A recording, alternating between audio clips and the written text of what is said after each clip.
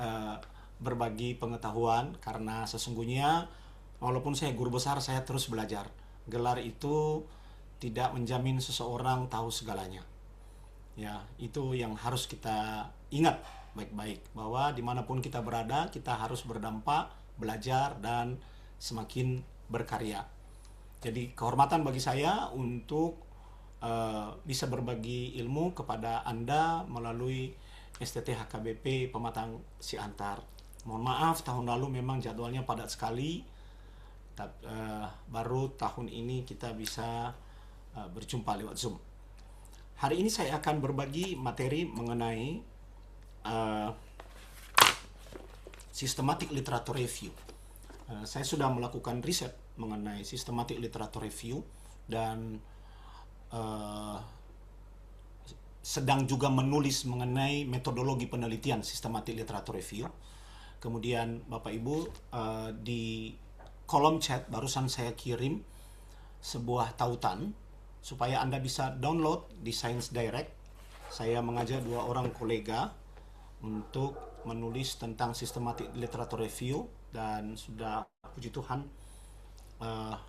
paper itu didukung oleh dana hibah DBK tahun 2024 dan bisa lolos untuk Scopus Q1 ya saudara-saudara. Jadi doakan agar tahun ini saya ada waktu untuk menyelesaikan buku metode penelitian SLR, karena kita di STT itu tidak boleh lagi hanya terpaku pada saya kuantitatif, saya kualitatif. Kualitatif sendiri itu dan kuantitatif itu sudah banyak ditinggalkan orang dengan paradigma post-positivism, saudara-saudara. Jadi ada banyak sekali pendekatan metode penelitian di dalam melakukan penelitian teologis. Jadi jangan cuma terpaku pada metode yang itu-itu saja. Oleh sebab itu, salah satunya adalah metode systematic literature review.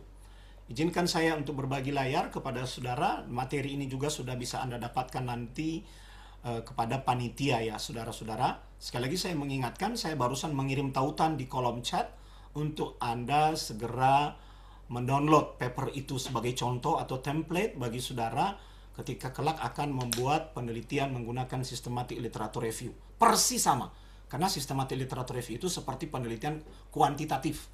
Jadi dia udah pakem, urut-urutannya 1, 1, 2, 3, 4, 5. Harus begitu, jangan dibeda-bedakan, jangan diubah-ubah, jangan kita katakan menurutku kayak gini lebih pas, tidak. Jadi udah pakem. Jadi ambil saja template itu, kerjakan sesuai dengan topik saudara, dan tambahkan berdasarkan pemahaman yang akan Anda pelajari hari ini di dalam kuliah umum, saudara-saudara. Apakah layar saya sudah terlihat? Mohon konfirmasi dari Sudah. Pak Enrico. Oke, ya, saudara-saudara. Ini nanti Anda bisa lihat saja. Kalau Anda, karena saya dengar tadi dari Pak Ketua bahwa di sini ada dosen-dosen. Sekarang ini kita sudah berada di dalam regulasi baru untuk naik jabatan ke lektor, kepala, dan guru besar. Jadi pastikan Bapak Ibu memiliki semua akun-akun media sosial akademik, karena nanti akan dilakukan tracing di dalam melihat prestasi dan jejak akademik Bapak Ibu. Dan pastikan Bapak Ibu mengikuti dan menjadi bagian dari organisasi-organisasi profesi. Misalnya saya ya, saya ketua PJTI, Penggiat Jurnal Teologi Indonesia. Nah, saya banyak membantu dosen-dosen untuk mengeluarkan kartu anggota, lalu menjadi anggota dari Mendeley Scholars, anggota dari ETS, AAR itu ya.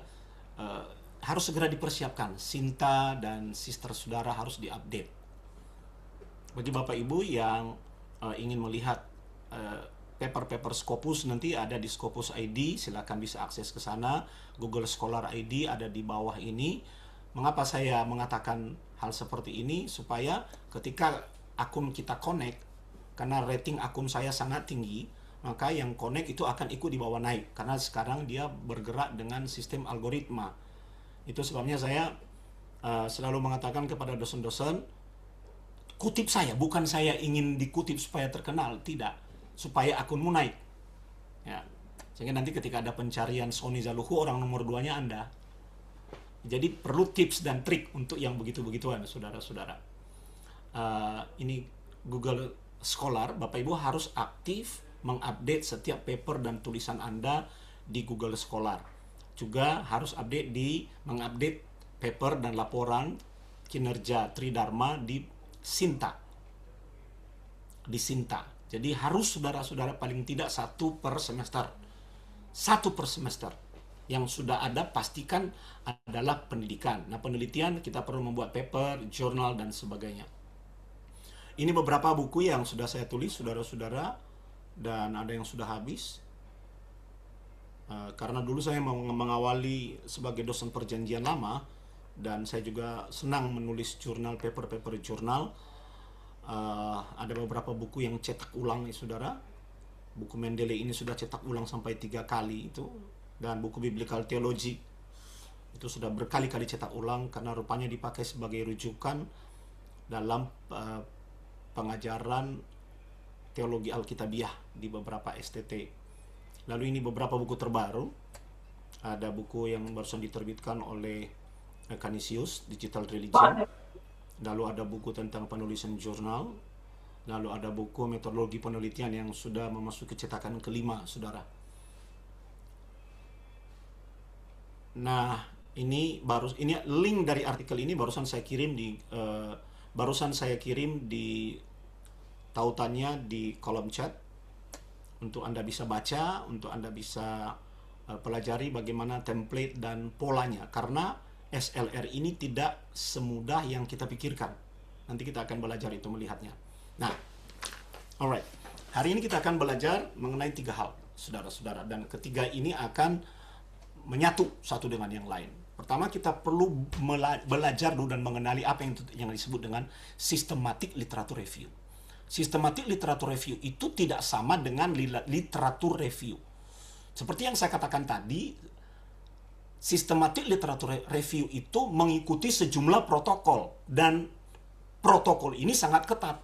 Beda dengan literatur review, kita suka-suka saja memilih, aku mau pakai paper ini, jumlahnya segini, dan hanya untuk jenis ini. Itu keputusan berada di tangan penulis. Tapi sekali kita melakukan pendekatan systematic literature review, maka kita harus mengikuti sejumlah protokol yang sangat ketat.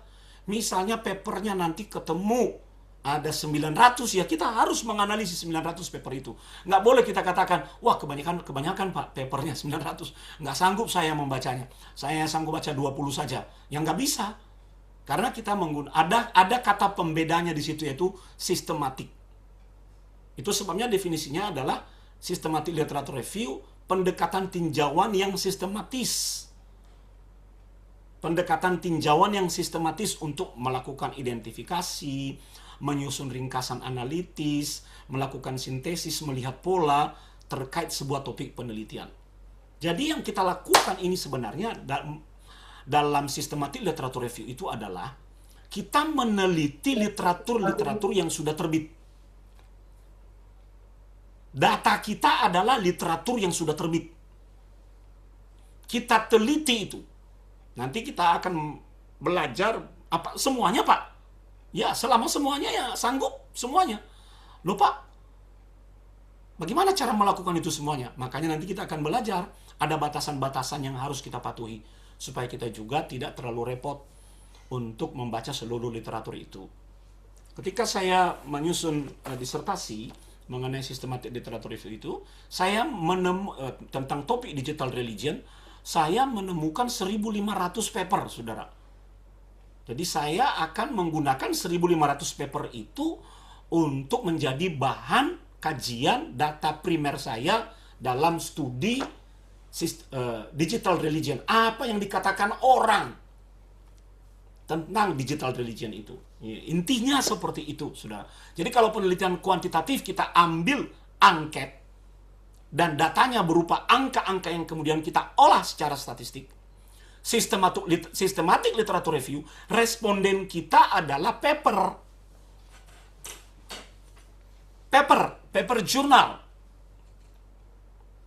Nah, untuk mengolah itulah kita menggunakan kerangka kerja tertentu. Tujuannya apa? Sebenarnya gampang, saudara. gampang memahami ini. Karena apa? Kita ingin melihat apa yang sudah dibicarakan orang. Kita ingin melihat apa topik-topik yang dibicarakan orang dalam 5 tahun terakhir. Atau dalam 10 tahun terakhir. Kita ingin melihat bagaimana pola pembicaraan mengenai suatu topik tertentu. Maka dalam SLR itu ada protokolnya. Kita nggak boleh, Pak, terlalu banyak, 500 paper. Nggak bisa. Ya balik aja ke literatur review. Anda suka-suka, mau 2, mau 3, mau 10, cukup. Jadi sebenarnya tujuan dari SLR ini adalah kita mempelajari apa yang sudah dihasilkan. Lalu melakukan pemetaan terhadap apa yang sudah dihasilkan itu. Lalu kita membangun konstruksi teori baru atau melihat apa yang belum mereka bicarakan. Nah, di dalam ilmu literatur review sendiri ada sekitar 6 kategori yang berbeda-beda. Hari ini kita berada di dalam kategori nomor 1. Ya, saudara-saudara. Ada banyak. Saya sedang membuat paper untuk kategori nomor 6, meta-analysis. Nah, itu melibatkan angka-angka. Tapi nantilah, kita belajar dulu dasarnya. Ya, kategori nomor 1. Saya akan skip ini, nanti Anda pelajari sendiri nanti. Jadi coba lihat pola ini, saudara-saudara. Coba lihat pola ini. Jadi cara kerja kita ini dari nomor 1 sampai nomor 7. Seperti yang saya katakan tadi, kita menggunakan data dari paper yang sudah publish di nomor 2. Nah, sekarang bagaimana kita memulainya? Bagaimana saya akan skip beberapa hal yang tidak penting karena waktu saya 1 jam. Bagaimana kita memulainya? Jadi sekarang saudara-saudara, kalau kita mau melakukan pendekatan SLR ini, maka langkah pertama kita adalah membuat research question. Membuat dan merumuskan apa yang menjadi topik Anda dan pertanyaan penelitian Anda. Begitu. Beda kalau penelitian kuantitatif dan kualitatif, kita bisa berangkat dari masalah. Tapi kalau SLR, kita bisa mulai dari topik. Jadi waktu saya menyusun disertasi mengenai digital religion, itu asal-asalan aja ketika saya membaca buku Heidi Campbell, terbit di dalam pikiran saya, gimana ya saya akan meneliti apa yang dikatakan orang tentang digital religion di dalam 10 tahun terakhir ini. Langsung saya jadikan itu sebagai ide. Jadi dimulai dari pertanyaan. Nah, pertanyaan inilah yang akan kita konstruksi di dalam penelitian teologis kita. Sekali lagi, saudara-saudara, dalam SLR, pertanyaan itu harus menyangkut publikasi tentang topik dari apa yang akan kita teliti. Jadi misalnya, apa yang kalau kita langsung bawa di dalam penelitian teologis, apa yang pernah dibicarakan orang mengenai praktik keagamaan pasca COVID-19. Itu pertanyaan kan? Itu research question-nya, RQ-nya. Atau perubahan-perubahan apa yang terjadi setelah pandemi di dalam kehidupan spiritualitas. Kita nggak boleh lagi bilang katanya. Jadi untuk menjawab pertanyaan itu, kita harus mencari publikasi-publikasi yang pernah diterbitkan, yang membicarakan tentang dampak pandemi di dalam kehidupan kerohanian. Ya, begitu saudara. Jadi mulai dari research questions. Nah, tentu saja research question ini harus kita lihat di dalam skop global, skop yang lebih luas. Misalnya untuk kawasan Indonesia saja atau untuk kawasan luar negeri, internasional.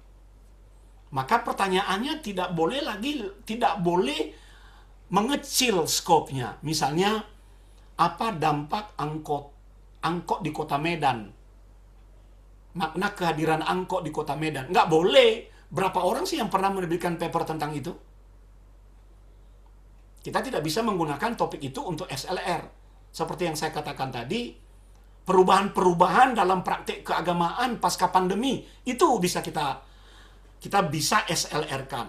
Atau misalnya perubahan-perubahan metode belajar pendidikan agama pasca pandemi, boleh di SLR-kan.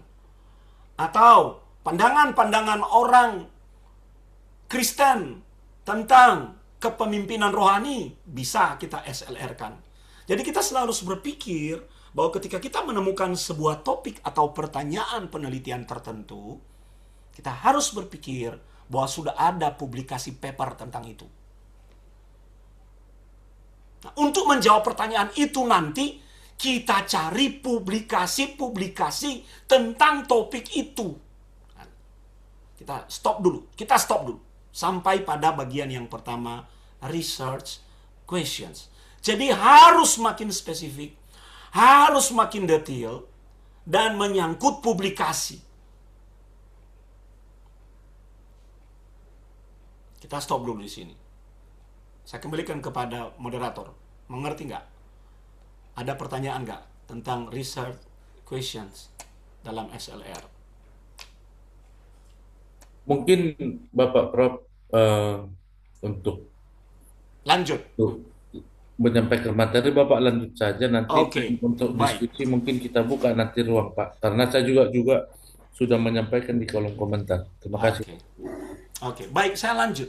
Setelah kita memunculkan topik dan pertanyaan, maka kita harus mencari paper seperti saya katakan tadi. Di mana kita cari paper itu? Bukan di Google, saudara-saudara. Kita harus memilih database tertentu. Maka kredibilitas dan kualitas penelitian kita ditentukan oleh database yang kita pilih. Saya menggunakan database dari Scopus. Loh, yang lain nggak boleh, Pak? Boleh. Bisa pakai database dari Google Scholar. Atau bisa pakai database dari PubMed. Atau dari Crossref. Atau dari Web of Science. Jadi makin elit database-nya, maka makin elit hasil penelitian kita itu. Karena apa? Karena database yang menampung artikel-artikel yang pernah publish itu juga memiliki reputasi, saudara-saudara. Apalagi Scopus. Otomatis kalau Anda membuat paper SLR dengan basis Google Scholar, lalu dikirim ke paper jurnal Scopus, di-reject, saudara-saudara. Jadi saya anjurkan kita, nanti kalau ada nanti pertemuan kedua, kita akan masuk pada hal teknis, karena nggak bisa membahas tentang SLR, membuat Anda langsung mengerti dan praktek, hanya di dalam 1 jam saya mengajar. Saya suruh minta pertanyaan saja, Anda bilang lanjut. Ini beda dengan metode penelitian biasa, saudara-saudara. Jadi hari ini target kita wawasan dulu, ngerti. Jadi cari database. Nah, mencari database-nya itu ada yang gratis, ada yang bayar. Jadi kalau kita mau mainan SLR, ya kita harus langsung mainan yang baik. Jadi bayar itu, beli akun Scopus. Pak, mahal. Ada yang murah, cari di Shopee. Aduh, saya nyebut merek. Ya cari aja di situ. Paling bisa berlaku 3 bulan, 6 bulan. Udah, habis, beli lagi. Murah kok, 15.000. Daripada Anda beli ratusan juta. Jadi kita pakai database.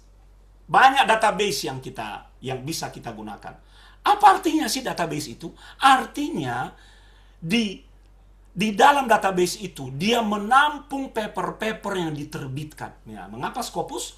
Jadi seluruh paper di seluruh dunia ini, paper di seluruh dunia yang diterbitkan oleh jurnal manapun, selama dia terindeks oleh Scopus, ditampung di dalam database-nya. Ditampung di situ. Jadi kita kumpulin itu. Semua yang membahas topik tentang efek kehidupan dan praktik keagamaan pasca pandemi. Itu langkah kedua. Jadi langkah pertama tadi apa? Tentukan topik dan research question. Langkah kedua, kita sekarang akan mencari data kita melalui database. Itu, saudara-saudara. Langkah yang ketiga, Setelah kita tetapkan database-nya, maka kita melakukan harvest, mengambil paper-paper dari database itu untuk kita jadikan sebagai data. Oke, saya lanjut ya. Saya lanjut. Ini tadi sudah saya bahas. Nah, tadi kita bisa pakai beberapa jenis database ini. Scopus, WOS, Crossref, PubMed, GStore, DOAJ, Google Scholar. Bisa. Kita bisa pakai. Ini nanti ada perbedaan-perbedaannya. Ada yang berbayar, ada yang gratis. Kita melakukan harvest sekarang. Jadi kita ambil paper itu. Kita ambil untuk kita SLR-kan. Langkah ketiga itu. Sampai di sini Anda paham, saudara-saudara? Nah, bagaimana caranya kita mengambil paper itu, saudara? Nggak bisa dengan copy, nggak bisa dengan searching, tidak.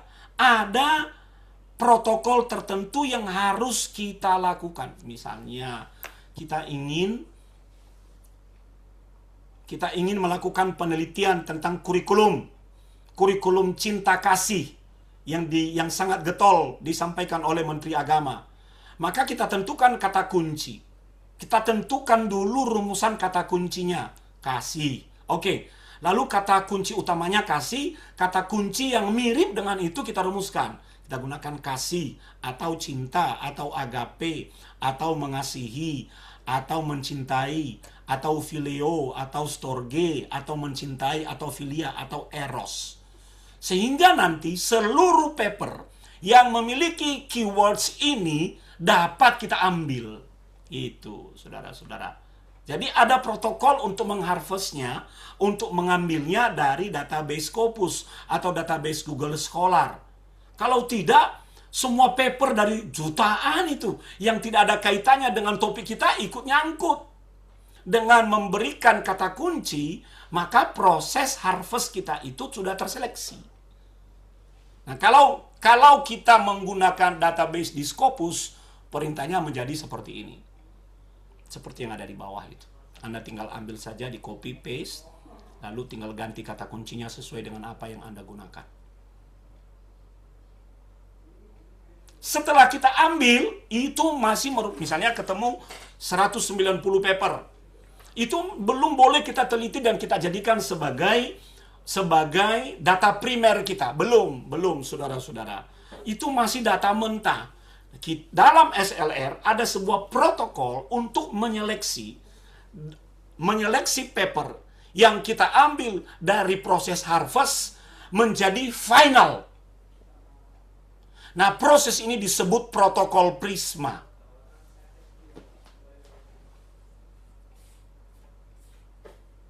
Jadi misalnya kita dapat 600 paper ketika harvest, nggak boleh langsung kita pakai. Kita harus lewatkan dia pada sebuah prosedur yang namanya protokol Prisma. Dan prosedur ini menyangkut 4 hal. Pertama, prosedur untuk mengidentifikasi paper. Makanya nanti pada literatur final, biasanya jumlahnya lebih sedikit daripada literatur yang kita harvest. Paham ya, saudara-saudara? Literatur finalnya biasanya lebih sedikit dari jumlah literatur yang sudah kita ambil dari database. Karena sudah melalui 4 tahap di dalam protokol Prisma. Yang pertama, tahap identifikasi. Jadi, ketemu misalnya tadi saya katakan tadi 190 paper. Kita masukkan di dalam protokol Prisma. Protokol Prisma ini dapat dari mana, Pak? Ada linknya, nanti saya berikan kepada saudara. Dan di dalam materi itu sudah ada. Anda bisa klik link itu untuk download protokolnya. Nah, misalnya ada 190 paper. Kita lakukan tahap pertama, melakukan screening. Screening. Melakukan screening. Screening dilakukan dengan melihat judul 190 paper itu dan abstrak dari 190 paper itu. Kita saring tahap pertama. Jangan-jangan ada yang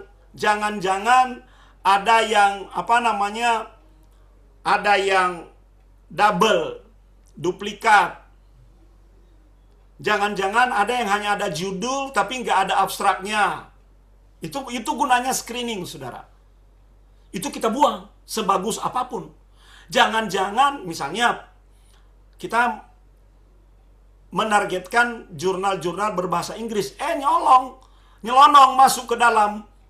Pada saat Harvest ada berbahasa Prancis, berbahasa Rusia, berbahasa Indonesia, di screening. Kita keluarkan, sehingga makanya seperti saya katakan tadi, jumlah literatur final biasanya lebih sedikit daripada literatur Harvest.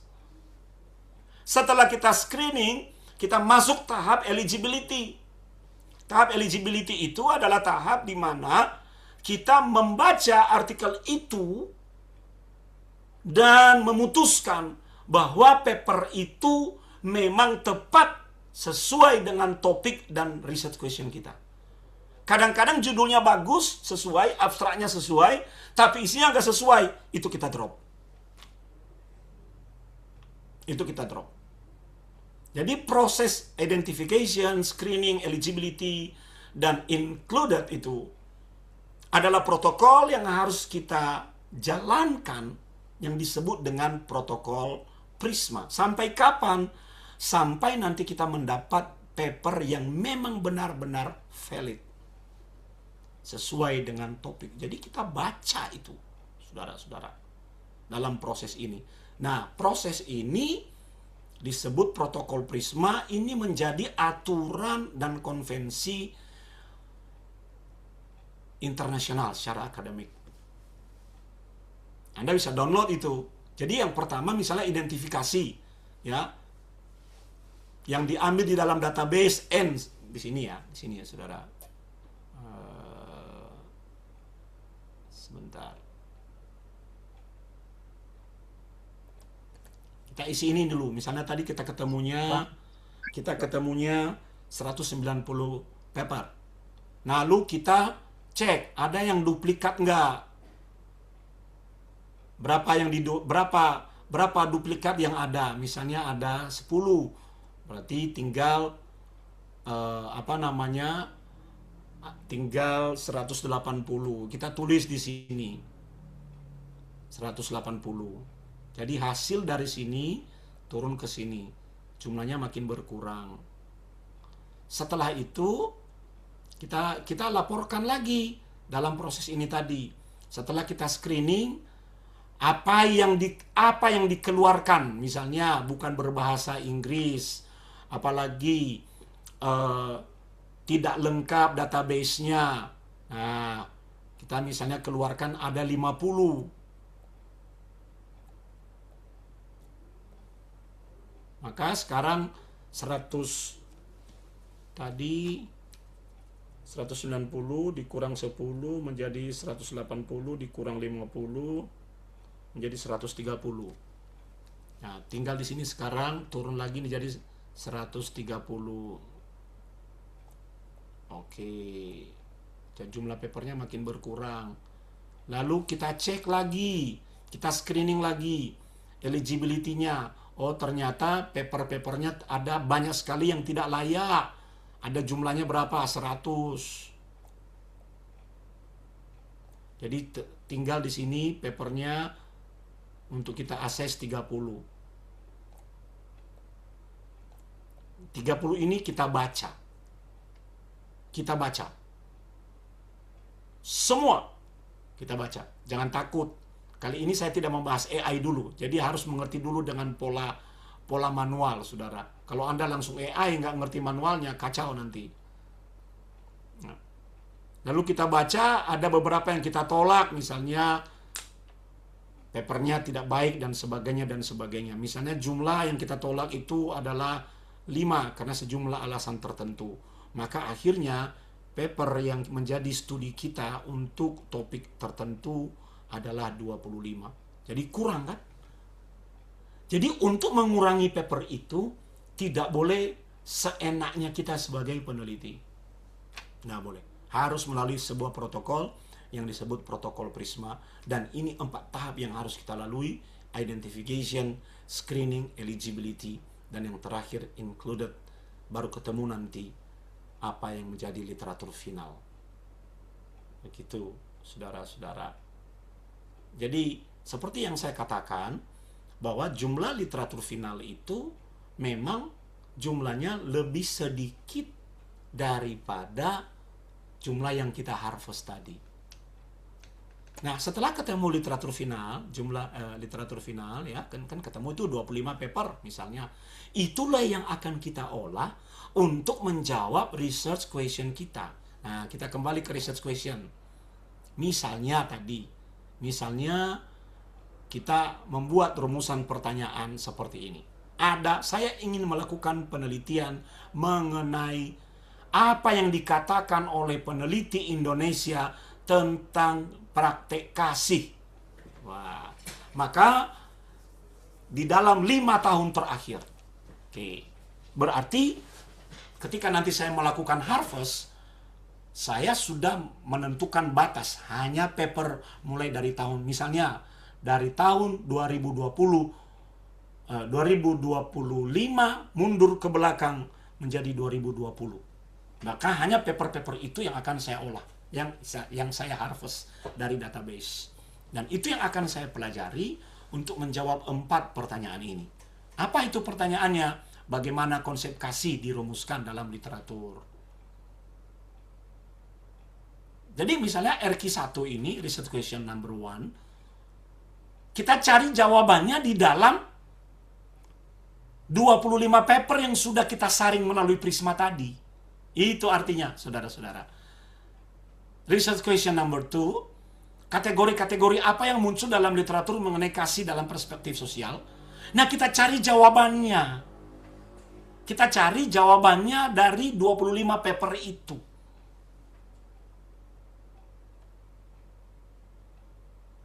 Dan demikian seterusnya. Sampai nanti kita masuk pada research question yang terakhir. Itulah yang disebut dengan systematic literature review. Itu yang kita analisis. Nah, ketika kita mencari jawabannya, saudara-saudara, maka langkah yang penting itu ada di sini.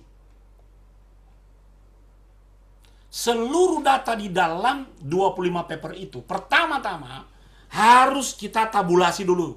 Nah, tabulasi dulu 25 paper itu. Ketika saya mengerjakan disertasi saya ini misalnya, saya mendapat dari 1.500 setelah proses Prisma menjadi 23 paper yang valid untuk diteliti.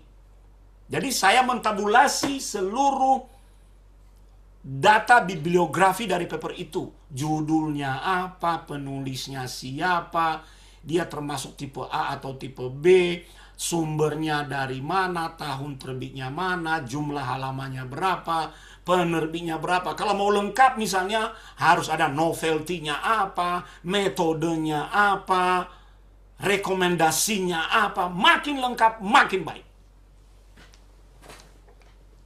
Makin lengkap, makin baik. Setelah kita jadi di dalam tahap ini, kita laporkan, ini loh papernya. Nah, paper ini kita download PDF-nya. 23 paper ini kita download PDF-nya. Kita analisis untuk menjawab RQ1 dan RQ2 tadi. Kita analisis. Dengan cara apa? Seluruh data pemikiran yang ada di dalam paper itu kita clustering idenya. Kita visualisasi. Kita buat mapping konsepnya. Jadi, kita terjemahkan 23 paper ini di dalam bentuk visual atau hubungan antar konsep. Kita ubah bentuknya ke sana, saudara-saudara. Itulah yang akan kita analisis. Maka, hasil pengubahan bentuk itu akan menjadi seperti ini. Nah, coba perhatikan layar saya. Paper itu, 23 paper itu dapat kita visualkan seperti ini. Inilah yang kemudian kita olah untuk menjawab setiap research question.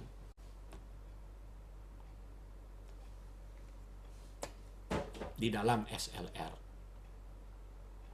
Nih, ini hubungan antar konsep. Ketika misalnya kita melakukan penelitian apa yang dikatakan literatur tentang agama digital, digital religion. Lihat aja warnanya. Ada warna merah, ada warna hijau, ada warna biru, dan ada warna orange. Berarti dari 23 paper itu ada 4 konsep utama yang muncul.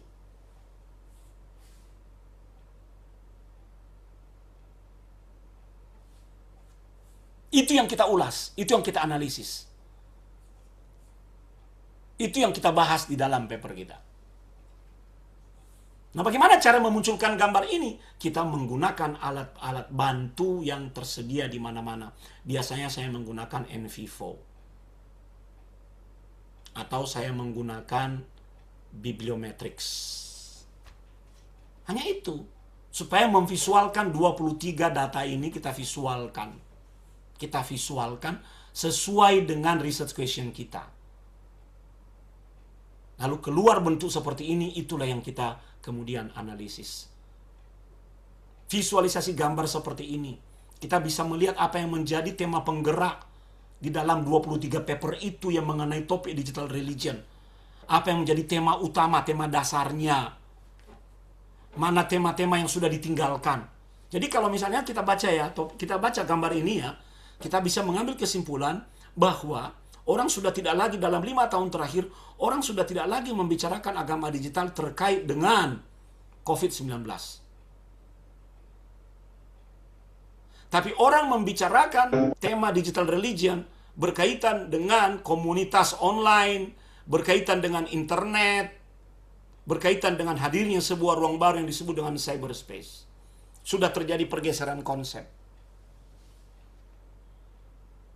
Jadi gambar-gambar inilah yang kemudian kita analisis.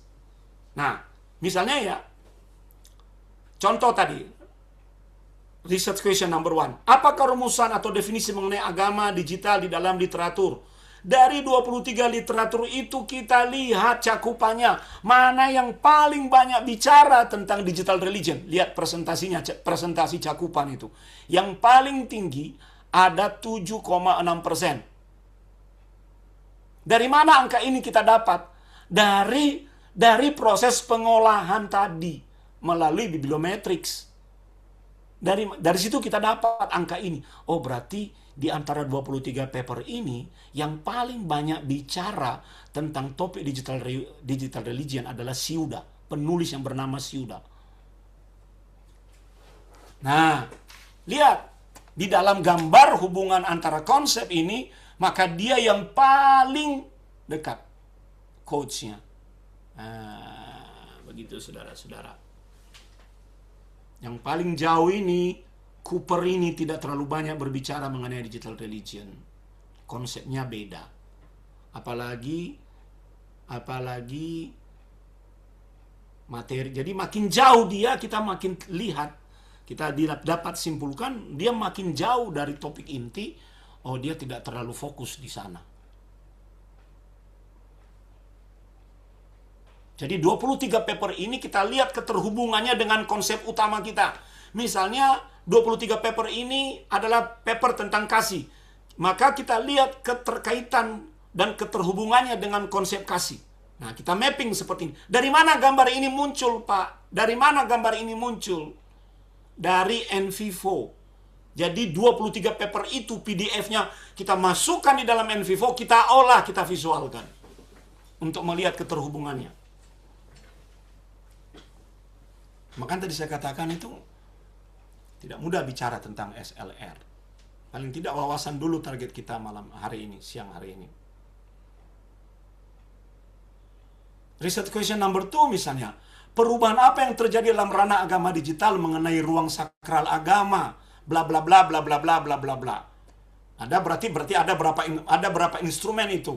Ruang sakral, otoritas, definisi, fellowship, identity, online service, sacrament, sacred space. Nah, kita mapping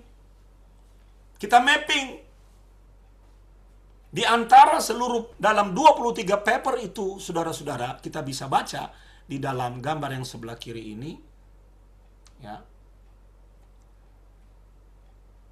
Di dalam gambar yang sebelah kiri ini, kita bisa melihat bahwa Yang paling banyak dibicarakan itu tentang otoritas. Ada pergeseran otoritas dari terpusat kepada gereja institusional menjadi otoritas di ruang publik. Authority.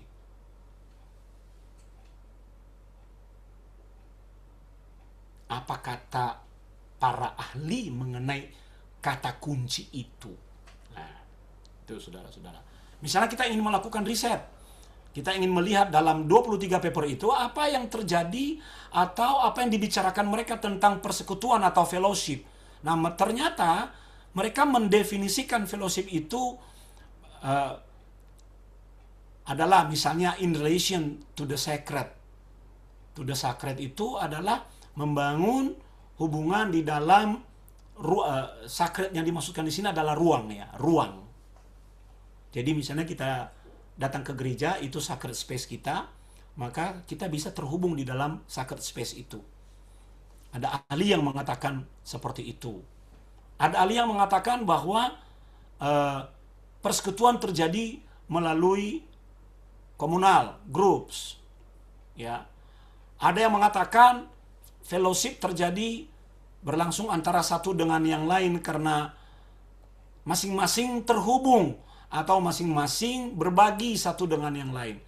Jadi paper ini kita sarikan berdasarkan konsep-konsep yang hendak kita teliti.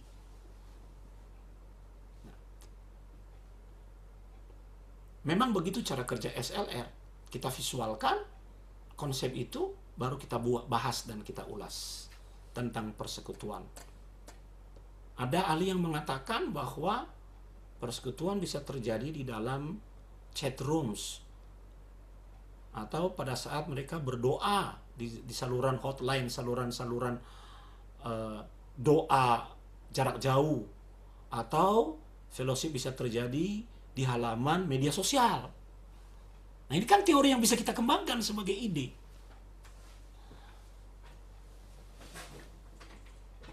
Artinya begini saudara-saudara,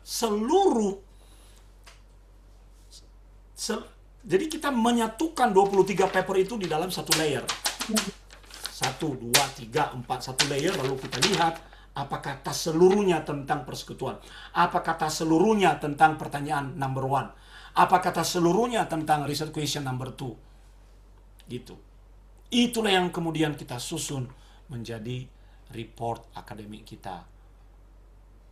Kita susun ya di draft ya.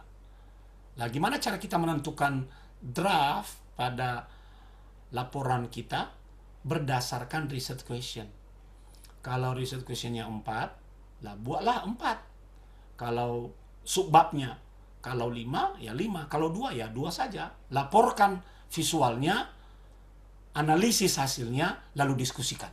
Ini laporan visualnya, muncul muncul analisisnya, kenapa seperti ini artinya apa, baru diskusikan hasilnya. Itulah yang kita buat di dalam paper kita. Makanya paper-paper dari jurnal SLR itu harus menghasilkan lompatan pemikiran. Jadi dia membaca apa yang sudah terbit dan dia menghasilkan lompatan pemikiran sebagai sebuah hasil riset atas riset yang sudah publish. Oke, ya saudara-saudara, mari kita lihat sebentar. Mari kita lihat sebentar.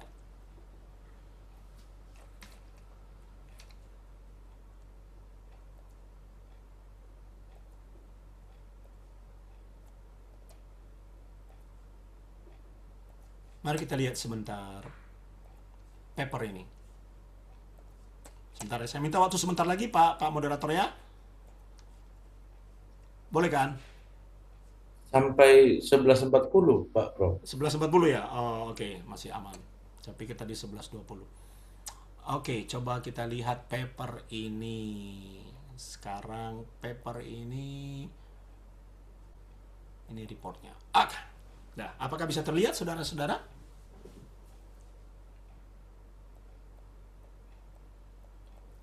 Oke. Ya. Jadi ada 3 research question. Coba lihat ini.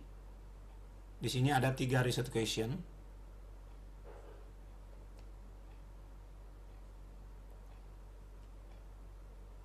Di situ saya sudah menetapkan bahwa batas risetnya hanya menggunakan publikasi dari tahun 2020 sampai 2024. Karena pada waktu itu penelitian ini berlangsung tahun 2024.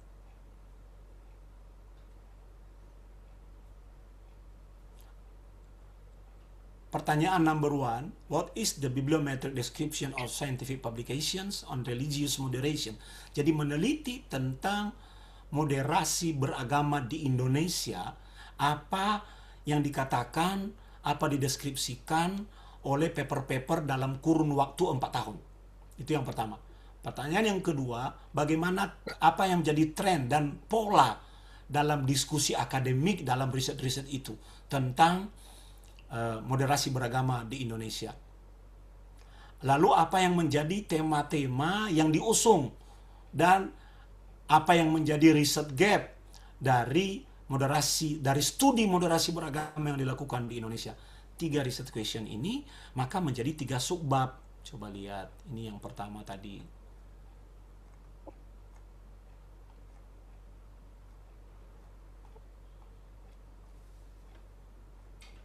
Ini yang pertama. Nah, apa yang dikatakan oleh, apa yang dideskripsikan, what is the bibliometric description of scientific publication on religious moderation in Indonesia? Ya, apa yang dilaporkan oleh data bibliometrik dari paper tentang moderasi beragama dalam kurun 4 tahun terakhir. Nah, ini dia, saudara. Kita laporkan saja.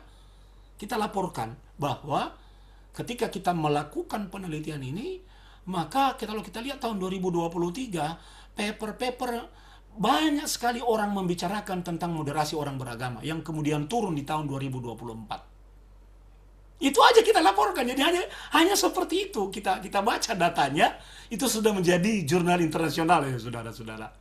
Kita beritahu bahwa topik tentang moderasi beragama dari tahun 2020 sampai 2024 ya. Tahun 2020 orang masih sedikit membicarakan topik ini.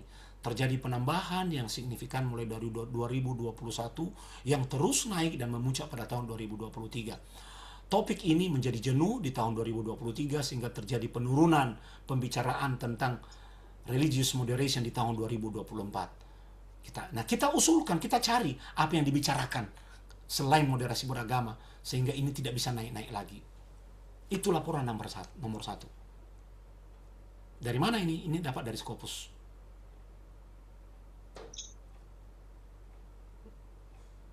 Lalu kita petakan siapa saja yang nulis.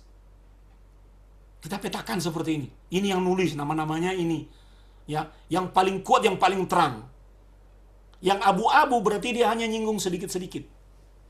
Nah, kita analisis. Jadi seperti itu laporannya. Mudah ya laporannya, tapi prosesnya nggak gampang. Nggak mudah prosesnya. Makin dia terang, makin dia banyak membicarakan topik itu. Makin dia abu-abu, makin sedikit dia membicarakan itu. Kekuatan pembicaraan itu. Lalu nomor 2, bagaimana pola dan tren yang didiskusikan oleh orang-orang di dalam membicarakan moderasi beragama di Indonesia. Nah, kita buat tabel dulu. Kita kasih tahu, oh ada berapa tabel ini, ada berapa paper, ada 10 paper yang kita analisis dalam SLR. Kita laporkan siapa penulisnya, dokumennya, judulnya apa, DOI-nya harus ada, berapa jumlah citasinya, berapa jumlah citasi rata-rata per tahun. Kita laporkan itu semua. Apakah itu tulisan kolaboratif, metode apa yang dia gunakan, institusinya di mana. Kita laporin. Ini loh paper yang aku baca, yang saya analisis untuk melihat apa yang menjadi pattern dan apa yang menjadi tren tentang moderasi beragama. Hasilnya apa? Kita visualkan dulu. Seperti tadi yang saya katakan. Divisualkan dulu.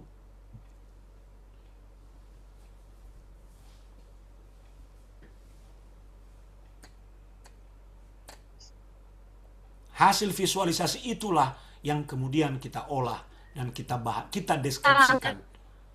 Misalnya orang di Indonesia dari 10 paper ini membicarakan religious moderation berkaitan dengan pesantren, berkaitan dengan kehidupan keagamaan, berkaitan dengan budaya multikulturalisme. Orang banyak membicarakan religious moderation berkaitan dengan Indonesia dan berkaitan dengan Islam moderat. Juga yang dibicarakan tentang pendidikan, ya, pendidikan tinggi, dan institusi yang paling banyak membicarakan moderasi beragama adalah Muhammadiyah. Sehingga nanti kita bisa usulkan, NU harus melakukan ini karena tidak ditemukan di dalam paper. Lalu orang Kristen harus melakukan ini, STT harus melakukan ini karena tidak ditemukan di sini ada STT. Itu, saudara-saudara. Itu yang kita laporkan di dalam paper kita. Lalu dari sini misalnya, yang banyak melakukan penelitian adalah BRIN misalnya, lembaga-lembaga penelitian. Institut Agama Islam ada 5 paper, Universitas Islam Bandung ada 5, nggak ada satupun STT. Kita bisa usulkan dalam kesimpulan kita, oh STT perlu memasuki topik ini sebagai kajian risetnya. Gitu. Kita lakukan analisis klaster. Jadi kita lihat pola yang dibicarakan orang tentang moderasi beragama itu, kita visualkan, lalu kita report, kita laporkan. Hanya seperti itu sebenarnya. Jadi lebih mudah menulisnya daripada mengerjakannya. Ini polanya. Ketika orang membicarakan moderasi beragama di Indonesia, misalnya religious moderation, ada 3 warna yang muncul, merah, biru, dan hijau. Coba lihat ini, pusat dari hijau adalah importance. Berarti ini sesuatu yang sangat penting. Kita bisa bahasakan, moderasi beragama menurut 10 orang penulis itu adalah sesuatu yang sangat penting. Titik, selesai. Lalu kita lihat ini warna merah, religious moderation terhubung dengan Indonesia. Kita laporkan bahwa konsep moderasi atau frasa moderasi beragama banyak dibicarakan dan terkait dengan Indonesia. Kita bisa analisis lebih dalam. Karena banyak kasus-kasus mengenai intoleransi yang terjadi di Indonesia. Laporkan. Kasusnya apa? Indonesia ini terhubung dengan ini, radikalisme. Nah, dari mana ini? Dari pengolahan 10 paper ini tadi dengan menggunakan in vivo atau bibliometrics atau force viewer ya. Force viewer juga bisa. Ini yang paling ringan.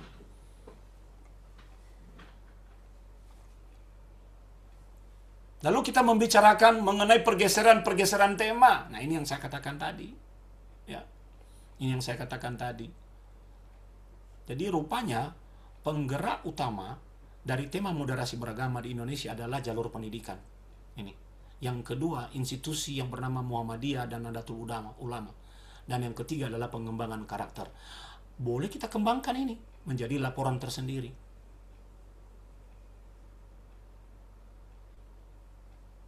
Boleh kita kembangkan ini.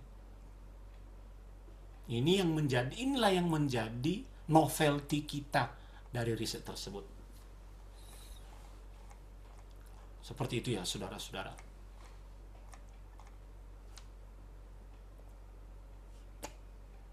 Itu gambaran yang bisa saya bagikan kepada saudara dulu untuk saat ini mengenai pendekatan sistematik literatur review. Sekali lagi, sistematik literatur review adalah sebuah pendekatan penelitian yang berbasis literatur yang sudah diterbitkan.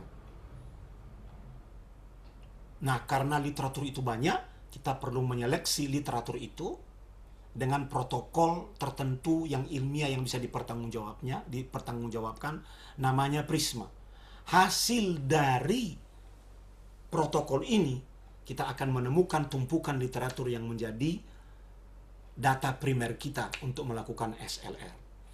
Setelah ketemu data primer SLR, maka kita akan olah seluruh data primer ini atau paper ini dengan bertumpu pada research question.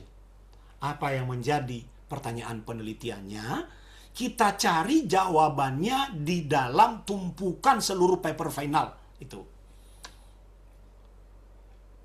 Itu review dari saya. Nah, untuk menemukan jawaban itu, maka kata-kata kunci tertentu, pola tertentu, tren tertentu, kita visualkan. Itulah yang menjadi dasar kita untuk menjelaskan dan menjawab research question.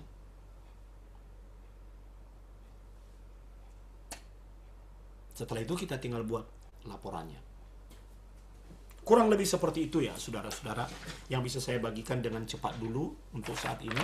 Kita masih ada waktu untuk bertanya jawab. Silakan Pak Moderator, saya kembalikan kepada Moderator.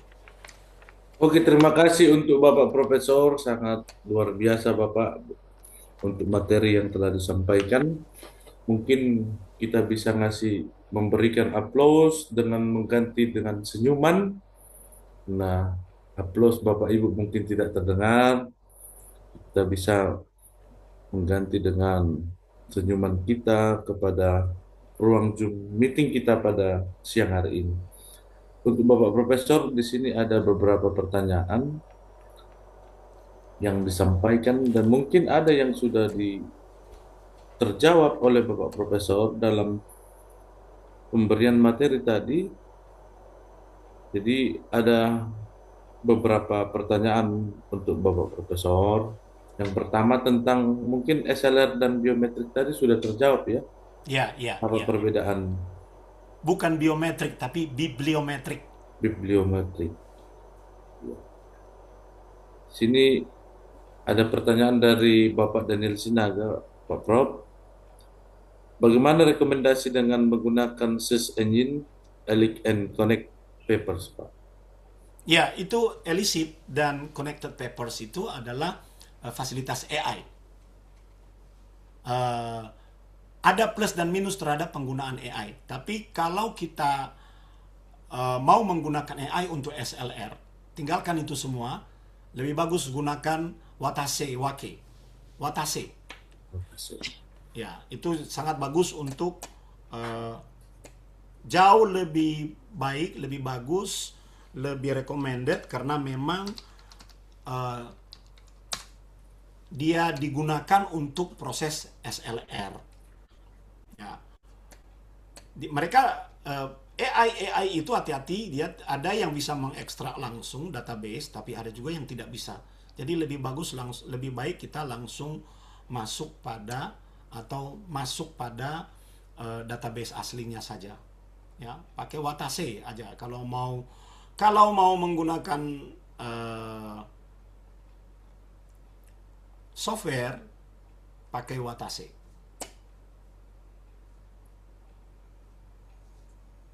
Itu jawaban saya ya Pak. Oke, terima kasih untuk Bapak. Di sini ada juga pertanyaan dari beberapa Bapak Ibu sekalian yang dimana ingin menanyakan tentang sumber data SLR ini apa hanya dari jurnal Pak? Atau bisa juga dari buku? Ya, sumber data. Ya, betul.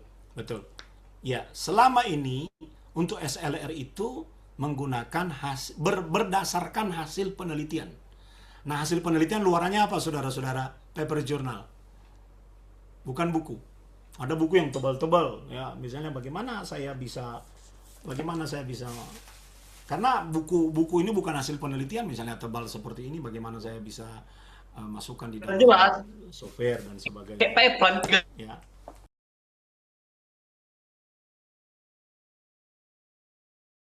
Tolong hidupkan Pak, tadi dibisukan. Oh. Jadi memang dalam SLR ini yang diteliti bukan buku, tapi paper journal. Kenapa? Paper journal itu adalah hasil atau luaran riset. Sementara buku belum tentu dia menjadi luaran riset. 1. 2. Buku, semua orang, apalagi ini, semua orang pengen jadi LK dan guru besar sekarang. Buat buku sendiri, cetak sendiri, publikasi sendiri. Tidak ada sistem peer review. Sementara paper jurnal sudah direview, artinya diakui kualitas temuannya, ya, kesimpulannya, metodenya secara akademik. Makanya hasil makanya metode dan pendekatan SLR ini based on journal paper. Bukan buku, bukan majalah juga. Oke. Dan peluangnya Pak gimana? Bagaimanakah tentang penelitian, peluang dan tantangannya untuk membuat jadi sebuah SLR? Apakah penelitian tentang peluang dan tantangan bisa dibuat SLR? Nah, ini apapun bisa kita lakukan dengan menggunakan metode SLR. Selama kita bisa merasa bahwa peluang dan tantangan itu harus tentang apa? Harus spesifik. Peluang apa? Peluang apa? Misalnya kita membicarakan peluang bisnis di era digital. Nah, carilah paper tentang peluang bisnis di era digital. Nah, itu. Atau tantangannya apa? Boleh, boleh. Tapi harus kita deskripsikan. Harus kita deskripsikan peluang dan tantangan dalam hal apa. Boleh, boleh. Nanti ketemu itu. Apa peluang-peluangnya. Kita bisa petakan lagi, nanti kita bisa buat gambarnya. Jadi kita tahu mana peluang yang sudah jenuh, mana peluang yang belum jenuh. Nah, itulah kesempatan kita untuk menjadi novelty. Ya mungkin bisa dimix ini Pak pertanyaannya dari Ibu Ruli dan Istri, bagaimana memvisualisasikan paper pakai NVivo itu Pak? Dia pakai NVivo. Biasanya saya menggunakan NVivo untuk screening, atau saya menggunakan Mendeley. Jangan yang berat-berat. Ya, saya menggunakan untuk screening, saya biasanya menggunakan Mendeley. Ya, biasanya begitu. Saya mencoba belajar untuk tidak terlalu bergantung kepada AI, saudara-saudara. Saya hanya menggunakan AI untuk cek grammar, lalu cek kemiripan, lalu perbaikan typo. Dah, selanjutnya otak saya yang bekerja. Makin sering pakai AI, menurut penelitian, makin sering pakai AI, ya, maka orangnya akan gerot. Tahu gerot ya, saudara-saudara? Geger otak. Nah, dia corlus pelan-pelan. Jadi wajahnya akan berubah makin on. Karena otaknya udah tumpul. Tuhan kasih kita otak untuk berpikir. Ya, jangan jadi mahasiswa yang gerot ya, hanya karena bergantung pada AI. Oke.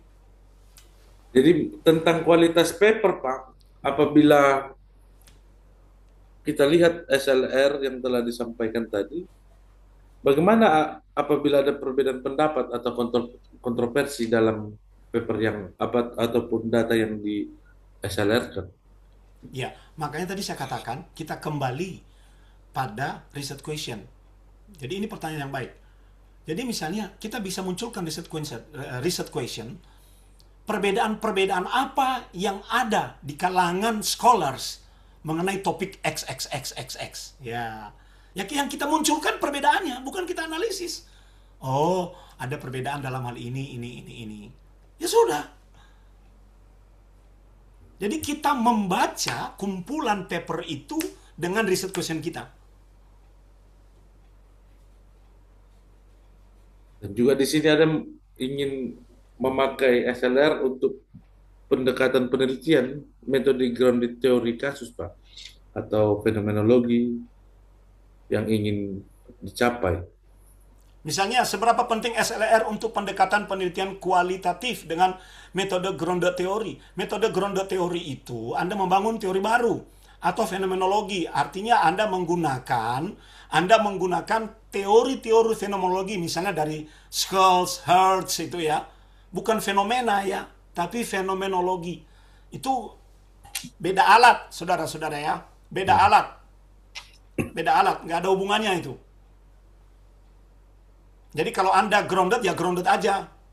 Kalau Anda fenomenologi, fenomenologi aja. Kalau SLR aja. Kecuali kalau Anda mau meneliti metode-metode atau teori fenomenologi apa yang paling banyak dipakai dalam penelitian fenomenologi dalam 10 tahun terakhir, boleh di SLR-kan itu. Atau daerah-daerah mana atau minat apa di dalam studi grounded teori yang paling banyak dilakukan oleh peneliti scholar Indonesia dalam 5 tahun terakhir. Nah, bisa di SLR-kan itu. Tapi dia sendiri bukan jalur grounded teori. Dia sendiri bukan jalur fenomenologi. Itu ada yang raise hand, Pak Febriaman, Dr. Febriaman ini. Ada doktor di forum ini. Oke, mungkin bertanya, Prof. Ada yang raise hand, Pak. Kita kasih waktu dulu ke yang raise hand. oke. Jadi kita habisin dulu Pak yang di kolom, mungkin Pak Prof. Nanti kita kembali ke kolom, kita kembali yang kolom, Pak. Kita kasih dulu yang Oh, raise hand, Pak. oke, silakan Pak Febriaman. Ya, baik. Terima kasih, Prof, kesempatan yang diberikan kepada kami untuk bertanya. Terima kasih STTHKBP, kami diizinkan untuk bisa menimba ilmu di sini. Tadi sangat menarik, Prof, untuk semua penjelasannya. Memang saya agak sedikit terganggu mengenai perbedaan bibliometrik dan SLR, Prof. Itu yang pertama. Yang kedua, saya cukup penasaran, Prof, mengenai visualisasi melalui melalui Mendeley, karena biasanya selama ini yang kami buat itu visualisasi itu hanya menggunakan NV4. Mohon izin Prof, sekiranya berkenan untuk memberikan informasi kepada kami sehingga riset-riset kami bisa lebih baik lagi. Terima kasih juga Prof untuk materi kami sudah dapatkan. Nanti kami akan mengikuti langkah-langkah yang sudah disampaikan oleh Prof. Demikian Prof dan juga panitia. Tuhan berkati. Jadi gini, sederhananya begini ya, saudara-saudara. Kalau SLR itu lebih fokus pada protokol. Jadi dia lebih untuk menjawab pertanyaan mengenai isi artikel-artikel tertentu. Itu yang disebut dengan SLR. Metode, protokol, atau proses. Lalu yang disebut dengan bibliometrik itu hanya dia tidak menjawab pertanyaan. Jadi bibliometrik itu adalah bibliometrik analisis itu hanya melakukan mapping, memetakan data bibliografi untuk melihat trennya begini, pengelompokannya begini, clusteringnya seperti ini. Sementara SLR dia membaca data bibliometrik untuk menjawab research question. Nah, ini saya hubungkan dengan pertanyaan Tohab, bagaimana cara menentukan research question-nya, Prof? Ya, berdasarkan minat yang akan meneliti. Minat penelitianmu, Anda yang meneliti, bukan saya. Misalnya Anda meneliti mengapa mahasiswa di STHKBP nilainya tinggi-tinggi. Nah, kita cek, itu cocok di SLR kan enggak? Kalau tidak cocok ya sudah, cari topik yang lain. Jadi bagaimana menentukan research question-nya? Berdasarkan minatmu. Saya ingin meneliti tentang ini. Pertama, digital religion ya. Misalnya digital religion ya, kita gunakan digital religion. Oke, apanya dari digital religion yang akan kita lihat di dalam penelitian-penelitian terdahulu? Saya ingin melihat bagaimana polanya. Saya ingin melihat bagaimana implementasinya. Saya ingin melihat bagaimana apa yang menjadi kendalanya. Begitu caranya kita merumuskan research question. Jadi perbedaan antara SLR dengan bibliometrik adalah bibliometrik itu membantu kita memetakan, memvisualkan. Sementara SLR membantu kita menjawab pertanyaan penelitian dengan melihat apa visual dari paper-paper itu. Nah, bagaimana cara kita memvisualkan? Bisa gunakan analisis bibliometrik. Bisa. Nanti sebentar lagi 2 atau 3 bulan lagi akan terbit tulisan saya di jurnal Q1 tentang analisis bibliometrik. Ini lagi sudah 2 kali kembali untuk re-review. Nah, jadi sudah proses perbaikan, tinggal nunggu keputusan editor. Ya, kita bisa gunakan analisis bibliometrik. Biasanya saya gunakan itu BiblioShiny. Atau bisa gunakan PhosViewer. Atau bisa menggunakan NV4. Bukan MV4 ya, tapi NV4. Atau kita bisa menggunakan visualisasi yang lain. Bisa menggunakan visualisasi yang berasal dari AI. Bisa juga. Itu yang kita ekstrak nanti yang akan kita olah menjadi bahan riset kita atau bahan analisis kita. Demikian Pak Febriaman. Terima kasih, Prof. Ya, kita kembali ke dalam ya Pak Enrico. Oke. Kenapa? Pandu, Bapak Prof. Ada itu Juan Tres itu. Ada dari Bapak Juan Res, apakah SLR saja cukup untuk penelitian teologi atau harus dikombinasikan dengan penelitian lapangan supaya tetap relevan dengan keadaan realitas gereja dan masyarakat? Ya, tidak. Karena penelitian SLR itu bukan penelitian lapangan. Penelitian SLR itu penelitian di atas meja, di depan komputer. Bukan SLR namanya lagi kalau kita cek-cek di lapangan. Penelitian SLR itu adalah paper, based on the papers. Luaran-luaran jurnal ilmiah. Nggak usah dikombinasikan. Anda mengerjakan SLR aja udah pusing 7 keliling, saudara-saudara. Bisa nggak tidur 7 hari. Jadi dia berdiri sendiri. Hasil dari SLR dapat ditindaklanjuti menjadi ide penelitian berikutnya. Nah, kalau Anda bisa menangkap hasil penelitian, misalnya ya, saudara-saudara, bahwa tadi temuannya ya, tidak ada STT yang berbicara mengenai moderasi beragama. Maka kita ambil itu sebagai rekomendasi untuk riset berikutnya. Kita ambil berdasarkan penelitian Sony Zaluhu. Dia mengatakan bahwa dalam kesimpulannya tidak ada penelitian kepada STT mengenai topik moderasi beragama. Maka saya ingin pergi ke lapangan untuk mengukur, untuk mengetahui alasan kenapa hal demikian terjadi. Ya, metodenya bukan SLR lagi. Metodenya ya kita melakukan survei lapangan dan sebagainya. Tapi dasar dari masalah penelitian kita adalah hasil penelitian SLR orang lain. Begitu. Dan dari Pak Agus Nugroho, Pak. Ya, visualisasi itu tidak dengan Mendeley ya. Mendeley untuk screening. Jadi misalnya setelah saya mengambil seluruh PDF, maka saya akan masukkan PDF itu di Mendeley. Saya akan baca apakah seluruh data bibliometriknya sudah lengkap. Judulnya, abstraknya, keywordsnya, penerbitnya, tahunnya, nomornya, volumenya, penulisnya. Lalu saya baca abstraknya, saya baca papernya sesuai enggak. Jadi Mendeley menurut saya salah satu alat yang sudah diberikan kepada kita gratis kok. Nah, di situ kita melakukan proses seleksi prisma tadi. Nah, yang tidak cocok tinggal delete aja dari Mendeley, lalu diekspor lagi, dipindah lagi nanti ke bibliometrik. Seperti itu. Jadi Mendeley berguna dan kita gunakan untuk melakukan proses screening atau proses untuk mengeluarkan paper-paper yang tidak layak. Misalnya dia kurang lengkap, atau misalnya dia tidak ditulis dalam bahasa Inggris. Dalam ilmu SLR ini yang disebut dengan kriteria inklusi dan eksklusi. Kriteria inklusi adalah mana paper-paper yang masuk, dan eksklusi mana paper-paper yang tidak masuk. Nah, kita melakukan seleksi itu biasanya saya gunakan dengan menggunakan aplikasi Mendeley. Ya.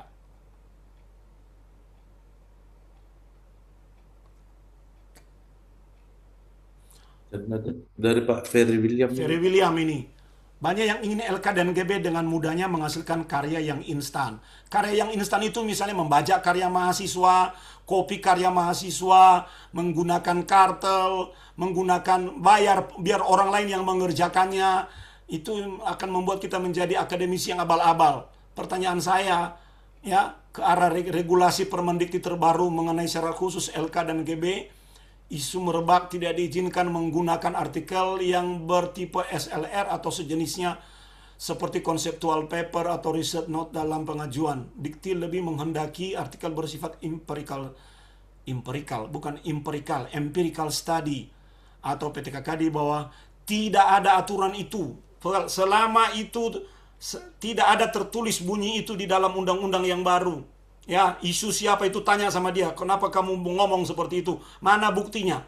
Selama paper itu terkait dengan bidang studi ilmumu, relevan dan linier dengan keilmuanmu, dan relevan dan linier dengan output jurnalnya, jangan pula kau terbitkan misalnya teologi di paper jurnal kesehatan. Nah, itu kacau dunia persilatan itu ya, saudara-saudara. Ya, nah itu tidak relevan. Jadi misalnya Pak Enrico ini dosen apa? Mahasiswa Pak, mohon maaf. Oke, ada dosen di sini, Ibu Raulina dosen apa?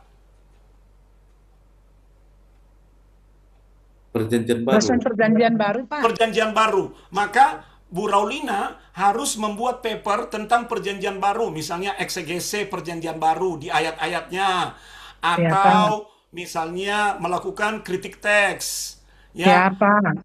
ya, atau misalnya melakukan tafsir dengan pendekatan misalnya feminisme atau pendekatan budaya. Nah, paper itu harus terbit di jurnal yang ada kata kunci perjanjian baru. Iya, Pak. Itu yang bisa digunakan. Nah, atau misalnya Ibu Raulina melakukan SLR tentang perjanjian baru, no problem, karena SLR itu metode. Gitu ya. Baik, Pak. Makasih, Pak. Ya, itu contohnya. Finally Hareva untuk literatur final. Apakah ada jumlah minimal validnya, Pak? Tidak ada jumlah minimal. Karena ketika Anda melakukan harvest, jumlahnya ratusan bahkan ribuan. Maka pasti yang keluar itu nanti ketika Anda melakukan protokol Prisma, berkurang, bisa jadi puluhan. Ya, yang jelas tidak mungkin menjadi 2 atau 1. Nggak mungkin. Karena itu bukan lagi sistematik literatur review. Sebab literatur yang dimaksudkan di sini adalah seperangkat literatur. Bukan satu literatur, tapi beberapa literatur. Oke. Ya, jangan lupa isi absen ya, saudara-saudara. Jangan pula nanti setelah seminar selesai baru ngejar-ngejar panitia. Mana sertifikatku? Ya, isi absen dulu. Itu ada linknya di situ.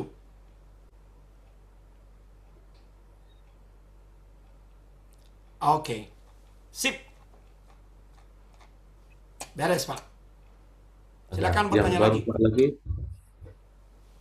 Berarti kita bisa melihat secara menyeluruh Pak, SLR ini sangat membantu kita untuk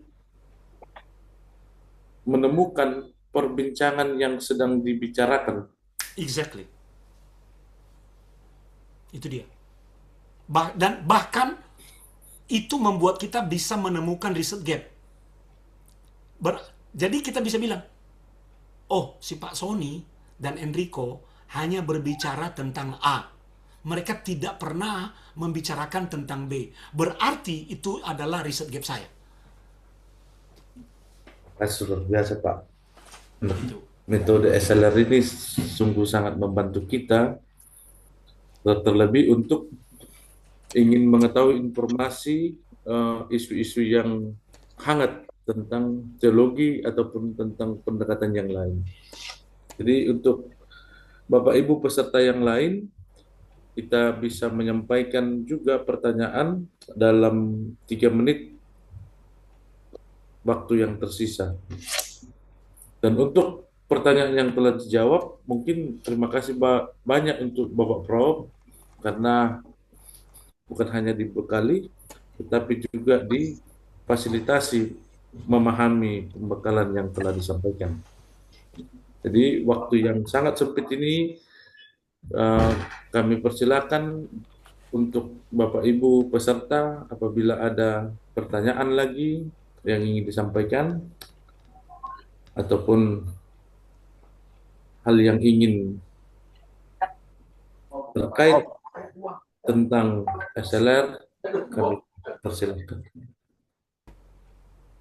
Prof, mohon Ya, izin Ya, bertanya Pak. lagi, Prof. Ini kan SLR ini kan metode yang menurut saya cukup baru. Ini saya lihat sebenarnya sangat amat baik ya jikalau digunakan untuk dalam penelitian disertasi. iya, Tapi iya.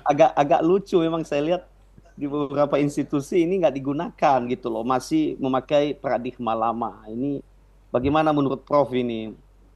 Nah, jadi ketika saya kuliah di Satya Wacana, kalau saya menggunakan pendekatan kuantitatif sudah banyak, kualitatif sudah banyak.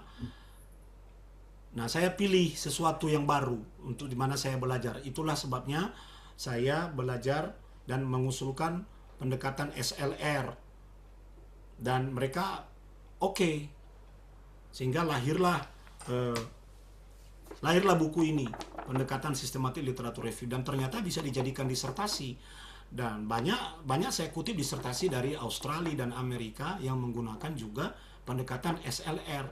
Jadi kita di dalam ilmu teologi, saudara-saudara, jangan anti dengan metode. Selama metode bisa dipertanggungjawabkan, metode itu cuma tools yang membawa kita dari research question kepada objective of the research. Dan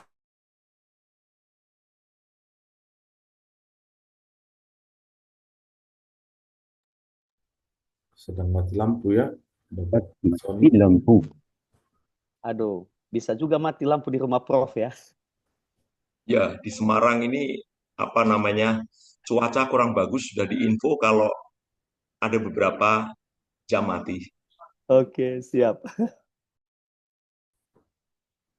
Oke, jadi untuk Bapak Ibu sekalian, diingatkan untuk setiap peserta bisa mengisi Google Form yang disampaikan di kolom chat terkait tentang sertifikat yang akan diberikan. Diingatkan kembali. Dan memang selama 1 jam penuh yang kita terima bahan dari Bapak Profesor kita mendapatkan beberapa hal yang baru dan juga langkah yang baru untuk melakukan penelitian terhadap paper ataupun membuat laporan atas paper yang telah ada ataupun yang telah dibuat. Jadi kita mungkin menunggu Bapak Profesor kita, dan untuk materi ini banyak dari kita yang setengah jalan, ada yang sudah mau habis. Mungkin untuk tim bisa di-share kembali untuk materi yang diberikan oleh Bapak Profesor Sony Jaluhu. Jadi waktu dan tempat mungkin sudah habis. Nanti kita akan mendengarkan. Izin Bapak Moderator dan Bapak Ibu sekalian, baru aja Pak Prof menghubungi, di sana lagi ada pemadaman listrik dan sekarang lagi diupayakan melalui genset. Jadi mohon kita bisa menunggu sebentar. Siap Pak Daniel, kita akan menantikan Bapak Profesor kita.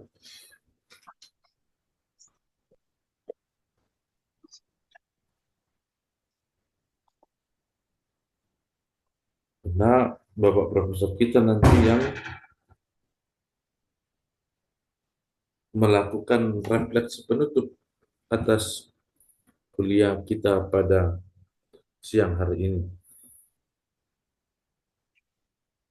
Mungkin untuk tim dari STT Pak Daniel, untuk materi yang diminta tadi, mungkin ada saudara-saudara kita yang baru bisa join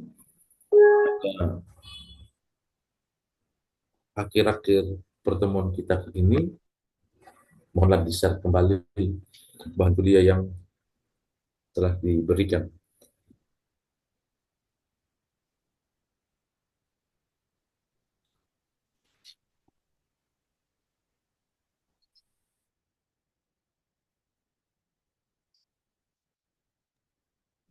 Izin kepada moderator. Siap Ibu, silakan. Iya, sekedar memberi saran sambil menunggu Bapak Prof bisa bergabung lagi ya.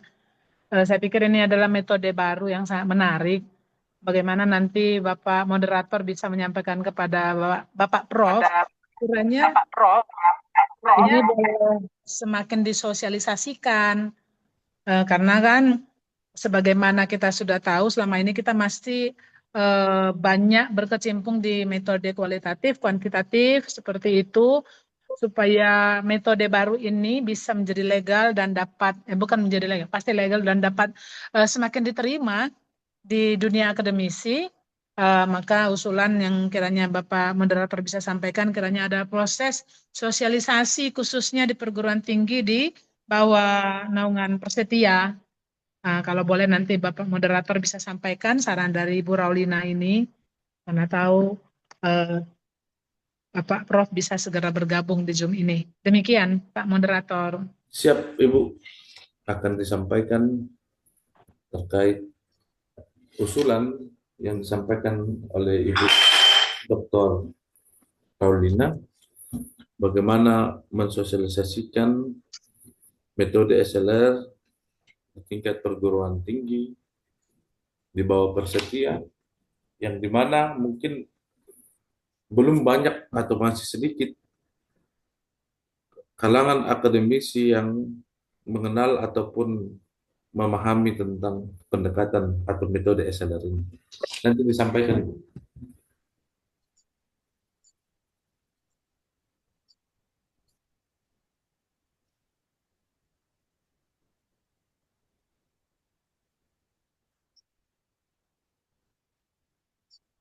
Apabila ada yang lain dari Bapak Ibu yang lain, agar kita sampaikan nanti kepada Bapak Prof.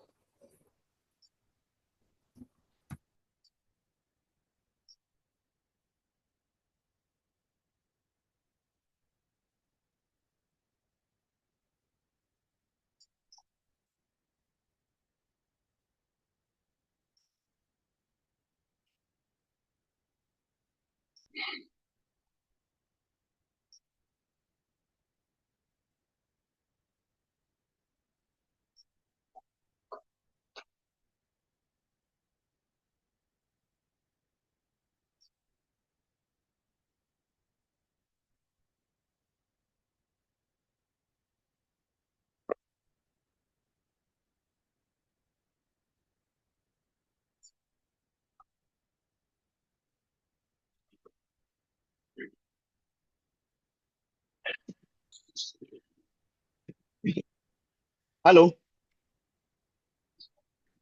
apakah saya sudah bisa masuk ke dalam? Halo Sudah, Bapak Pak. Prof. Sudah, Pak, sudah. Saya Lanjut. harus di luar, harus di luar. Mohon maaf, saya menggunakan PLN tiba-tiba mati. Ya, siap Mohon maaf, Bapak Prof. saya di luar dan hujan deras di sini. Oke, jadi kita tadi berhenti di mana tuh Pak Ricardo? Apa tadi? Pak Enrico tadi. Kita berhenti tadi pada diskusi tentang pendekatan yang baru ini, Pak. tentang pendekatan yang baru. Jadi jangan anti dengan metode ya, teman-teman, Bapak Ibu. Jangan anti dengan metode. Karena metode itu selama bisa kita pertanggungjawabkan secara akademik, apapun bisa kita gunakan. Yang penting adalah konten, apa yang kita teliti itu pas dan sesuai dengan metodenya. Itu. Jadi saya mendorong justru kita harus kaya dengan berbagai metode-metode terbaru di dalam penelitian teologis. Selama penelitian itu bisa dipertanggungjawabkan dengan metode tersebut, maka kita harus terbuka terhadap metode apapun. Itu jawaban saya, Pak. Oke, terima kasih Bapak Prof. Dan tadi ada juga dari Silakan. Ibu Kalau ada pertanyaan lagi. Ibu Pendeta Dr. Raulina yang mengusulkan bagaimanakah pendekatan ataupun metode SLR ini bisa disosialisasikan di tingkat perguruan tinggi di bawah Persetia agar Nah, kalangan akademisi bisa familiar dan juga bisa mengenal lebih dalam tentang SLR ini. Terima kasih, Pak. ya, sebenarnya penelitian SLR, metode dan pendekatan SLR ini yang kita anggap baru itu sudah tidak baru lagi. Jadi sekolah-sekolah di bawah dikti atau sekolah-sekolah umum di luar sana sudah banyak menggunakan ini dan mahasiswanya banyak menggunakan ini. Kita kan menganggap baru karena baru diperkenalkan kepada kita atau kita baru merasa, oh ada pendekatan ini. Nah, ya harus kembali misalnya Persetia pasti bisa melakukan misalnya melakukan workshop misalnya 1 hari untuk mempelajari seperti yang kita lakukan ini, mempelajari apa metode ini. Hari yang kedua kita langsung praktek. Hari yang ketiga membuat papernya. Jadi workshop full day itu bisa kita lakukan sehingga ketika mereka kembali ke daerah masing-masing, mereka para dosen itu sudah menguasai dan mempraktikkan itu untuk membimbing para mahasiswanya. Demikian jawaban saya, Ibu. Oke, terima kasih Bapak Profesor Sony. Mungkin secara jaringan belum bisa untuk join secara video ya Pak ya. Ya, Jadi maka dari itu Pak, terima kasih atas materi dan fasilitasi yang telah disampaikan oleh Bapak Profesor kepada kami, khususnya para mahasiswa-mahasiswi yang sedang kuliah pada siang hari ini. Dan untuk juga segala respon yang telah Bapak sampaikan, kami juga mengucapkan terima kasih. Maka dari itu waktu dan tempat untuk Bapak Profesor finishing atas kuliah dan finishing atas respon dalam perkuliahan umum pada siang hari ini. Waktu dan ruang disampaikan untuk Bapak Prof. ya, saudara-saudara, teman-teman, Bapak Ibu dosen dan mahasiswa, kita harus terbuka dengan berbagai pendekatan penelitian. Kita bisa tetap bertahan di dalam penelitian eksegetikal, hermeneutikal, atau penelitian wacana, atau penelitian dengan pendekatan kuantitatif dan kualitatif. Tapi kita juga harus terbuka dengan belajar, ya, berbagai metode penelitian yang bisa relevan untuk kita praktekkan di dalam penelitian teologis. Jadi dengan pendekatan SLR ini dapat digunakan untuk penelitian teologis. Dari mana unsur teologisnya? Berdasarkan topiknya dan research question. Jadi mari kita belajar bersama-sama. Tahap pertama ini sudah kita lalui belajar. Nah, siapa tahu nanti berikutnya kita ada waktu untuk langsung praktik. Bagaimana melakukan harvest, bagaimana merumuskan research question, bagaimana mengharvest, bagaimana melalui proses prisma, dan bagaimana mengolahnya atau memvisualkannya. Demikian saja closing statement dari saya. Tuhan Yesus memberkati. Terima kasih untuk Bapak Profesor Joni Jaluhu yang telah memfasilitasi kita dan memberikan materi pada kita pada siang hari ini pada perkuliahan umum STT HKBP Pematang Siantar pada tanggal 20 Februari 2026. Tibalah waktunya kita sampai pada di ujung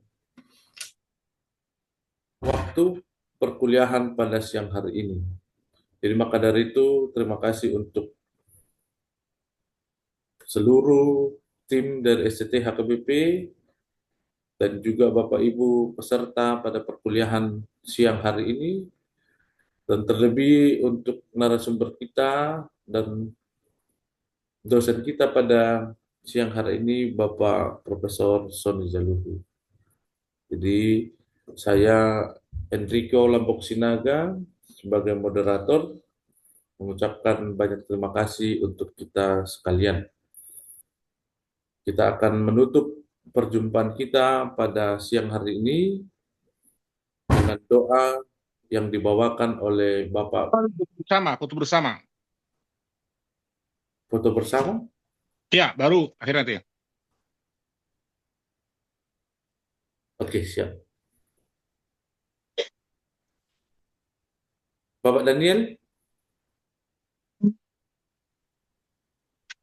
Ya, baik untuk pengambilan dokumentasi diharapkan untuk seluruh peserta, Bapak Ibu sekalian bisa mengaktifkan kameranya.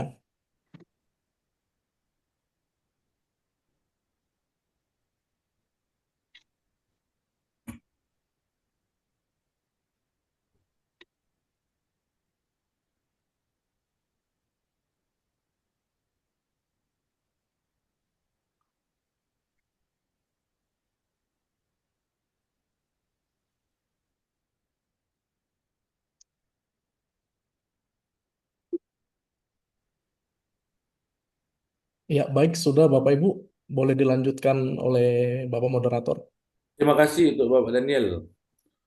Ya, Nanti kita akan ditutup oleh Bapak Pendeta Pulo untuk menutup perkuliahan kita. Dan saya, Enrico Lambok Sinaga, mahasiswa Pasca Sarjana STT HKBP Pematang Siantar. Mohon maaf apabila ada hal-hal yang kurang berkenan dan mungkin ada hal yang belum tersampaikan melalui diskusi kita pada siang hari ini. Maka dari itu, untuk Bapak Pulo Arwan, waktu dan ruang kami sampaikan. Baik, terima kasih buat Bung Enrico. Kita akan tutup acara kita hari ini, kita berdoa. Terpujilah Engkau Allah kami di dalam surga, Allah yang kami sembah di dalam Yesus Kristus, untuk kasih serta penyertaan-Mu di dalam kehidupan kami sampai sejauh ini. Terima kasih untuk materi pembelajaran yang boleh kami dengarkan dari Prof. Sony, yang telah menginspirasi kami semua dan mencerahkan kami di dalam perjalanan pembelajaran sebagai seorang teolog di tengah-tengah kehidupan berbangsa dan bernegara. Biarlah apa yang telah kami pelajari pada hari ini, apa yang sudah kami dengarkan, itu semakin memperkuat cara kami untuk terus bergumul dan berjuang untuk menghasilkan karya-karya akademik yang terbaik yang boleh kami sumbangkan bagi kemajuan percakapan teologi di tengah-tengah bangsa dan negara kami, bahkan secara global. Dan biarlah itu juga menginspirasi kami untuk terus belajar dan bertumbuh menjadi pribadi yang bisa melakukan pekerjaan dengan baik di dalam setiap perjalanan pembelajaran yang sedang kami lakukan. Kami mensyukuri untuk penyertaan dan pertolongan Tuhan sepanjang pembelajaran hari ini. Terima kasih untuk semua orang yang telah memberikan hati, memberikan diri, memberikan waktu untuk terlibat di dalam pembelajaran ini, dan biarlah Roh Kudus Tuhan menolong dan menguatkan kami sehingga kami bisa mengimplementasikan, mengaplikasikannya di dalam kehidupan kami. Secara khusus biarlah Tuhan memberkati Prof. Sony untuk terus menjadi berkat di tengah-tengah dunia ini melalui pencerahan-pencerahan yang beliau lakukan sebagai guru besar teologi di tengah-tengah bangsa kami ini, sehingga itu pun menjadi inspirasi bagi kami orang-orang yang juga sedang berjuang untuk bisa juga menjadi orang-orang yang menjadi berkat di tengah-tengah dunia ini melalui terobosan-terobosan pemikiran teologi yang boleh kami kembangkan. Terima kasih Bapak, Engkau juga memberkati institusi STT HKBP Pematang Siantar supaya bisa terus memperbaiki, terus mengelola kehidupan akademiknya supaya dia pun bisa memberikan kontribusi yang signifikan bagi setiap orang di dalam perjalanan berteologi di tengah-tengah bangsa dan negara kami. Dan akhirnya segala pujian, hormat, dan kemuliaan kami kembalikan kepadamu ya Allah kami di dalam Yesus Kristus Juru Selamat kami yang hidup. Amin. Amin. Terima Amin. kasih untuk Bapak Terima Pulo kasih. Arwan. Amin. Terima kasih. Terima kasih Terima untuk kasih Bapak Prof. Bapak Prof. Terima kasih Bapak Ibu. Prof. Terima kasih, Prof. Jangan lupa. Terima kasih teman-teman. Ya, Terima kasih terima kasih Bang Bapak. Sony. Sampai ketemu. Ya, Ya, shalom ya. Terima kasih ya, buat salam. Terima kasih Pak STT Prof. HKBP yang memfasilitasi. Silakan Tuhan datang berkati. berkunjung. Kita tunggu Pak Sony. Siap, siap, siap. Pamit ya. Memberkati. Ya Bapak. Tuhan Berkati. berkati Pak. Kembalikan kepada STT HKBP untuk Pak Daniel. Ya, terima kasih Bapak Ibu. Dengan demikian berakhirlah sudah kuliah umum kita pada bulan ini, bulan Februari, dan sampai bertemu di kuliah umum kita bulan berikutnya. Shalom, terima kasih Bapak Ibu. Ya, oke. Selamat siang semua. Bu Rolina, permisi Bu. Horas, Selamat malam. selamat makan.